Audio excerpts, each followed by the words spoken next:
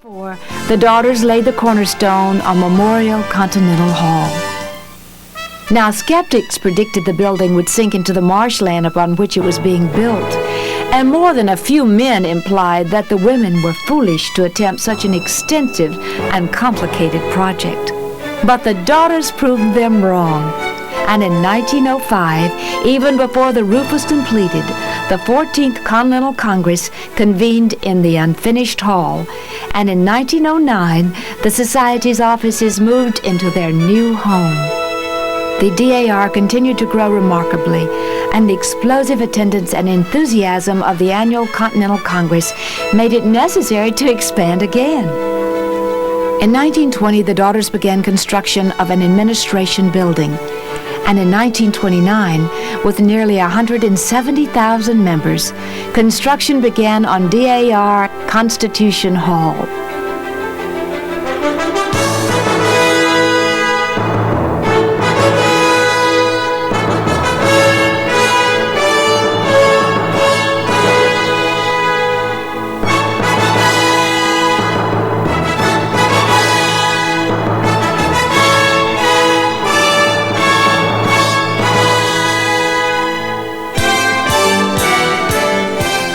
DAR Constitution Hall has established itself as one of the premier showplaces in Washington, D.C. These buildings in our nation's capital shine as examples of some of the finest architecture in American history, and they make up the largest block of property owned by a woman's organization. Inside the halls of the administration building, the work of the DAR continues. The Americana collection represents the Society's efforts over the past 50 years to collect and safely store historic manuscripts and imprints. The accessions of the NSDAR Americana collection span the 17th through the 20th centuries and include paper currency from the Revolutionary era, a family Bible dated 1775, the diary of a Revolutionary War soldier, and a ship's pass signed by then-President Thomas Jefferson and his Secretary of State, James Madison. And here in the DAR Museum, protected for future generations, are approximately 30,000 priceless pieces of our history, objects associated with both the famous and the anonymous. A silver beaker made by Paul Revere, a chair from James Monroe's administration, samplers and quilts crafted by schoolgirl hands, and spinning wheels, symbols of the industry of early American women, and the emblem of the DAR. Images of museum pieces can be cataloged onto Laserdisc and called up on computer. With over 30,000 pieces to keep track of, this becomes more than just a technological convenience.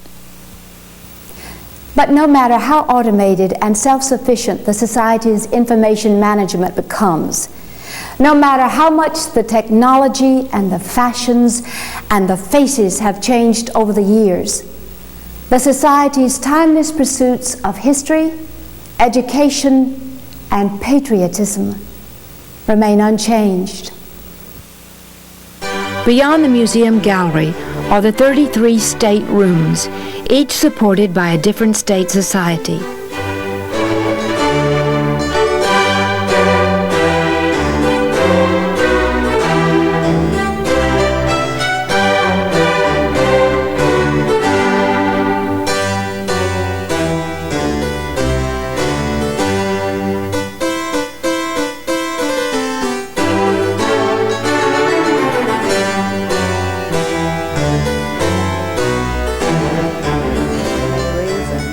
The maker represents Boston in 1750. The style, notice the scalloped edge of the bowl, the horizontal effect. Extensive on-site training prepares DAR museum volunteers to provide enlightening and provocative tours of the staterooms. An unfolding story of the lifestyles of early Americans is revealed through the objects they owned and used. One of the more interesting objects in the Illinois stateroom is the beautiful needlepoint fire screen that you see there. Aristocracy and upper middle class covered their faces with with a wax-based makeup. Well, you certainly wouldn't want your face to melt during a courtship or when you're taking care of state business, and so that fire screen deflected the heat and saved your appearance. Now let's go By on down the preserving hall. these artifacts of our earliest American ancestors, the DAR teaches a deep appreciation for how precious our freedom is. And from that appreciation comes the natural desire to protect and preserve it. This special room is the touch area, and it's just outside the New Hampshire Children's Attic. Here, the history of our youngest, earliest American ancestors is brought to life for the future leaders of this country. A mother can pass down to her daughter the treasures and history of her ancestry. For a daughter of the American Revolution, that ancestral heritage is rich, tracing back centuries to those pioneers who struggled and sacrificed for the good of this nation. The threads of patriotism are woven into every daughter. Those who have discovered their revolutionary roots and those who have yet to unravel their histories. But this patriotism, well, it goes far beyond the society's desire to preserve the artifacts of our past. Beneath the cosmetics of American emblems, the society placed its effort and money into promoting healthy citizenship, not only in native-born Americans, but in those foreign-born who travel from other lands to make America their home. The turn of the century brought a massive influx of immigrants into the United States. Since 1910, the DAR has been assisting immigrants in becoming naturalized citizens. Through its programs, the DAR distributed its Manual for Good Citizenship, giving out over the years more than 12 million copies in 19 different languages. While most immigrants moved on quickly into communities, many remained on Ellis Island for months at a time, some waiting for potential husbands or opportunities to enter the American workforce, or if none came, waiting to afford the trip back to their homeland. Seeing their restlessness and boredom, the daughters brought materials to Ellis Island to help immigrant women make clothing for themselves and their children, and also to help prepare the men for employment. Their programs were so successful that the government asked the daughters to adapt them for use in the U.S. Marine Hospital on Ellis Island. The organization itself has grown dramatically in size and scope, and today it reaches out to over 200,000 members with representatives in every state of the Union and 5 foreign countries. Each member descended from men or women who served the cause of American independence. Thousands of women each year seek membership into the DAR. Their application papers are researched and verified by the Society's own genealogical staff. Still others come from all over the United States and abroad to trace their lineage in the DAR Genealogical Library. Here in Memorial Continental Hall, the DAR Library houses over 100,000 volumes of genealogical records, covering all periods of American history. Because freedom is gained through knowledge and lost through ignorance, the DAR has made education one of its primary objectives. Kate Duncan Smith DAR School in Grant, Alabama was founded in 1924 by the Alabama DAR so that the children of these Appalachian foothills would have the opportunity for an education.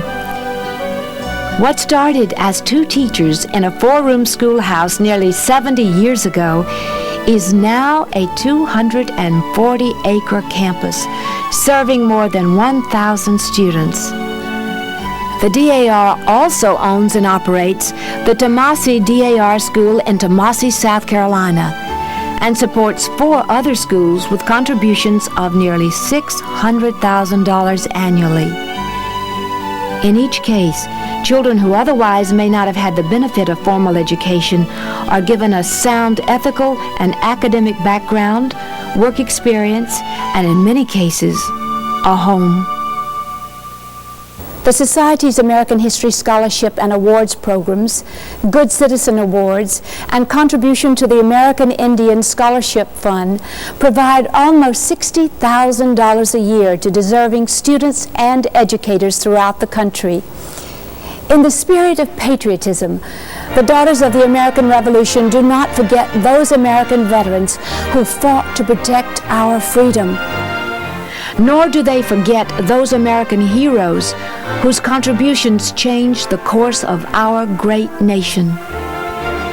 It began simply, a group of women with a vision to hold high those values of God, home, and country. Values won in our earliest days. Now more than ever, the motto applies. God, home, and country are being fought for and won all over the world. In the Soviet Union, Germany, the Middle East, the struggles for freedom continue. Some are just beginning.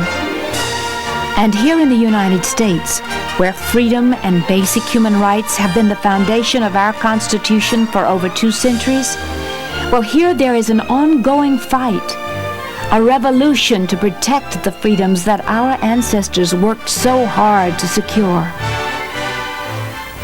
Over 100 years have passed since that first meeting of the DAR. More than twice that long since Hannah Arnett struggled to speak her mind in favor of her country. Yet through the centuries, the fires of patriotism have not gone out. Today they burn stronger than ever, fed by the fuel of patriotism in every American, and lovingly stoked by the women whose revolutionary heritage and commitment to God, home, and country has earned them the right to call themselves Daughters of the American Revolution.